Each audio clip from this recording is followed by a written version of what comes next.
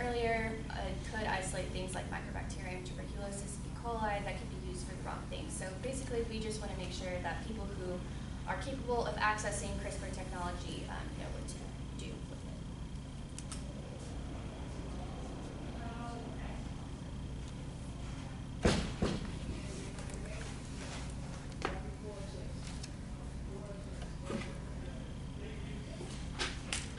Okay.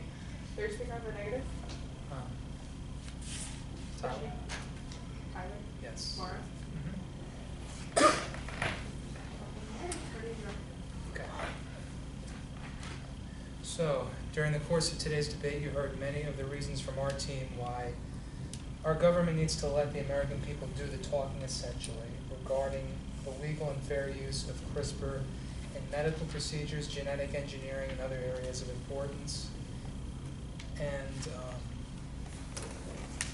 it is true that the CRISPR technologies have established themselves as a powerful and unique innovation in our nation's technological and digital history, and certainly have the ability to forever change the framework of humanity. I do believe that the government should really get on board with these groundbreaking, I call them, so-called systems for immunity, but simultaneously also should realize that there should be, I do agree with you, there should be realistic, certain limitations as to what can and can't be done. And however, I do not mean by this, I do not mean in the government's own terms. Of course, we can go, of course, like what you guys said, discussion of human ethics and going back to the world of what can and what can't be done. And however, though, there is obviously already a lot of now incredible scientific and policy interest in the technology. And of course, with the fact that both sides don't currently agree on whether there should be regulation or freedoms regarding this technology, that this is turning into a major societal issue, and it should definitely be alleviated if any new policy and or the use of the technology can be fully accepted by society can be granted. And then the question I have for you guys is, you guys talked about how human lives were at stake, but at the same time, if there is a technology that can potentially save someone's life, potentially that has contracted a disease or like such as sickle cell or HIV or any kind of cancer, why should anyone sit waiting in uncertainty when their life may be at stake? Well, they know that there's a new technologically advanced and scientifically innovative technology that could ultimately save and perhaps extend their life altogether. And in that case, to have that be stopped by a political establishment is just, I think crazy. I don't think the regulation is worth headaches at this juncture in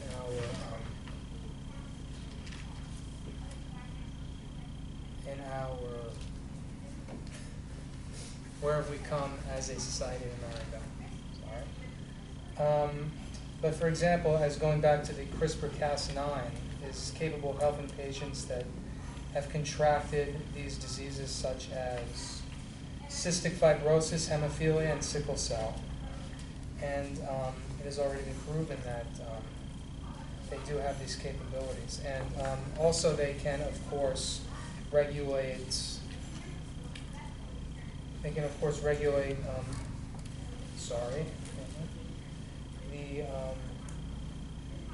if one does have a genetic deficiency, can quickly alter the state of these genes by editing the egg and sperm cells, and this process can be, if it's conducted correctly, can be passed on to future generations.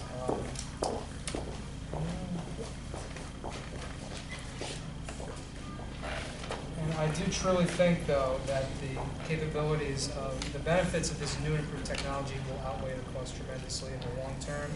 I agree that there's a lot of research that needs to be conducted thoroughly, and a lot more that needs to be done by the government, but not to the level where there is regulation There is enough regulation sought to deter its creators' intentions to use it in the future. And to reiterate again, why should someone with a severe life-debilitating condition such as heart disease have to suffer? Thank you for listening.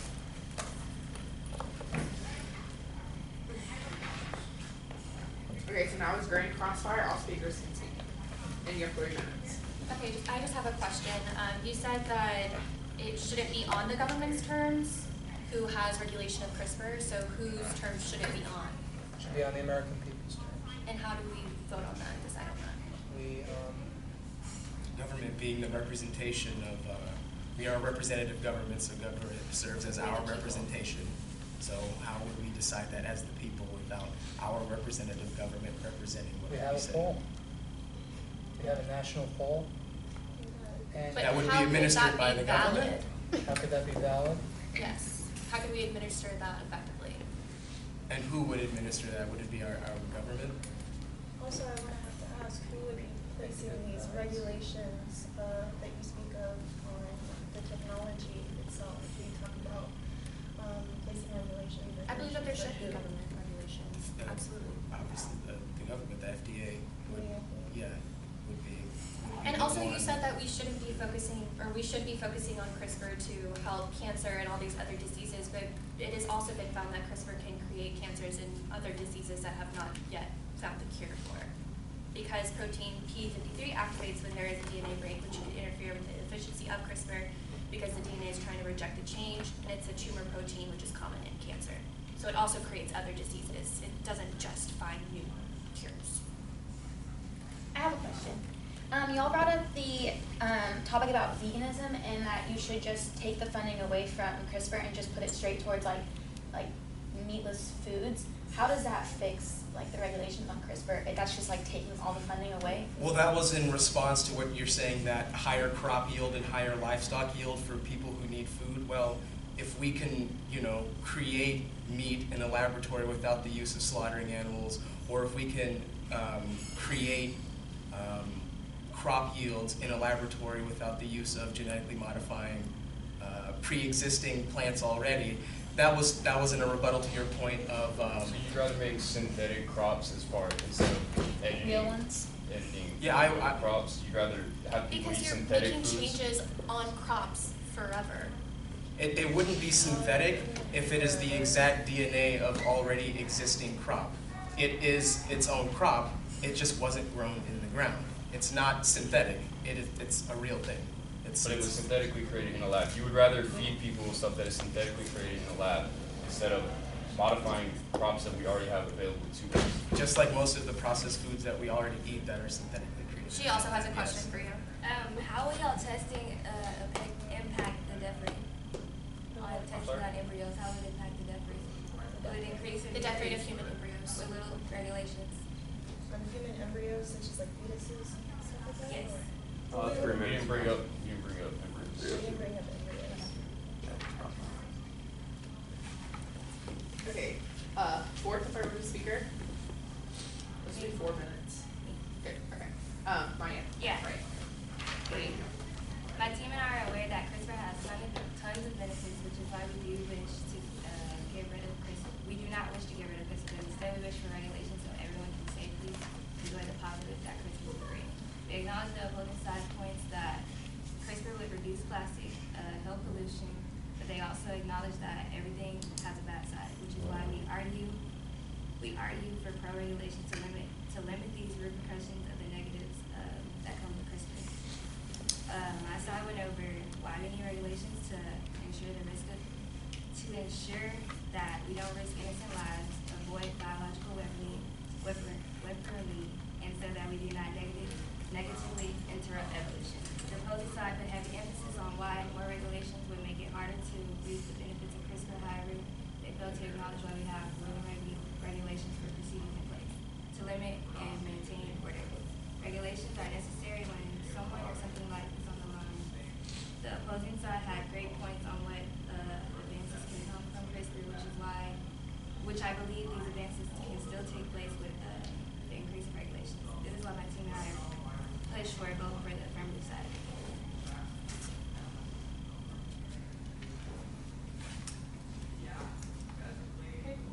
fourth speaker.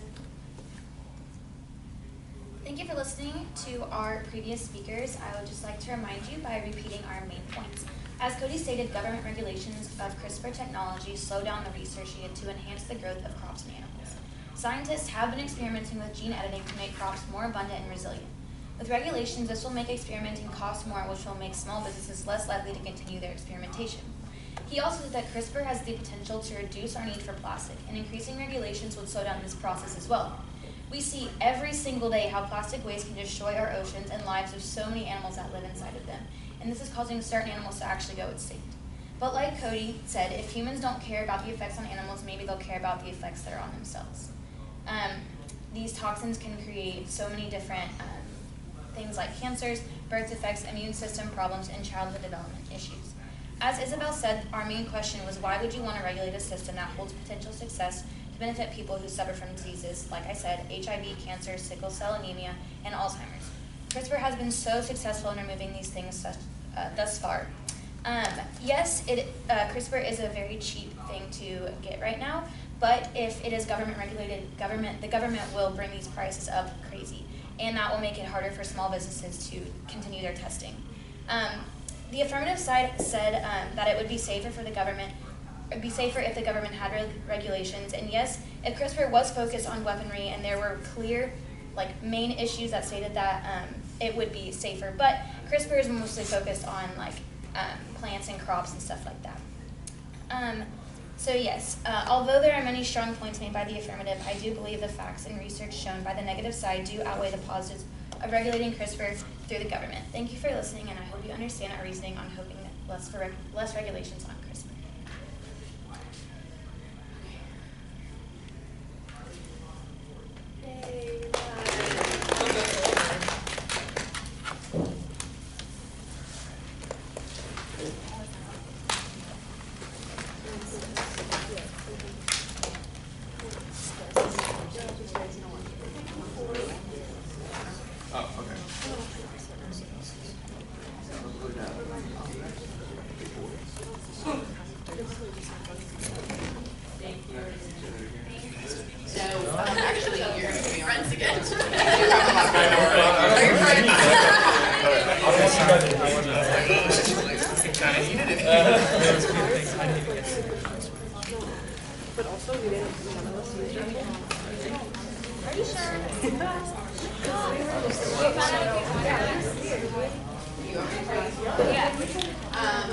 I would say Yeah, no, me too. I was like, am I talking because the negative conceded numerous times in their speeches that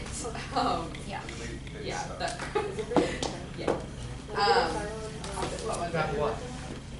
She said, I will be lying. That CRISPR, that that we did need regulations, or that we did need regulations. And so by saying oh, well, it should be by the government, it's well, who else is, if you had an answer to that, that would have been good, but we were just oh, well, we can do polls. Administer, like you said, polls. Saying- It's just, I feel like Yeah, the because negative one side, side did say. the negative side is a lot harder to argue on this topic. I'm not trying to get sympathy or anything, but it's a lot harder because they can say, oh, we still think it's good because of this, but it should be regulated. And then I didn't know it's in there.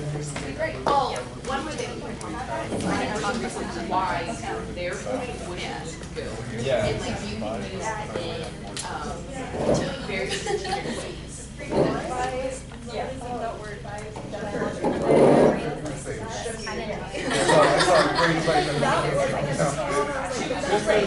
that's something hard to debate because obviously, that's terrible. We don't want violence. That's hard to combat. Well, that's well, we conceded something the whole plastic thing. Yeah. We didn't have anything for that. It was yeah, you're right. That would be awesome if there was plastic. But there's also this.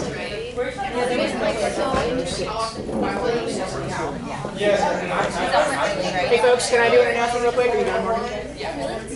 Hey folks, come and join us for a debate against Southern Methodist up in 406. It's the President's Suite.